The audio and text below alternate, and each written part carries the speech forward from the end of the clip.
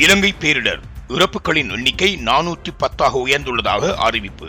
நாட்டின் 25 மாவட்டங்களையும் பாதித்த தொடர்ச்சியான பேரிடர் சூழ்நிலையால் ஏற்பட்ட இழப்புகளின் எண்ணிக்கை 410 உயர்ந்துள்ளதாக பேரிடர் மேலாண்மை மையம் தெரிவித்துள்ளது. Discover the magic of Sri Lanka with Satkin Holidays.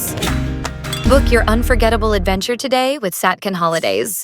இன்று காலை 10 மணிக்கு வெளியிடப்பட்ட சமீபத்திய அறிக்கையின்படி மொத்தம் 336 பேர் காணாமல் போயுள்ளனர். தொடர்ந்து நாட்டை வெள்ளங்கள், நிலச்சரிவுகள், மோசமான வானிலை பாதிக்கின்ற நிலையில் 4,07,594 குடும்பங்களை சேர்ந்த 1.4 மில்லியன் பேர் பாதிக்கப்பட்டுள்ளனர். இது தவிர 565 வீடுகள் முழுமையாக சேதமடைந்துள்ளதாகவும் 20,271 வீடுகள் பகுதியளவில் சேதமடைந்துள்ளதாக அனர்த்த முகாமைத்துவ நிலையம் தெரிவித்துள்ளது.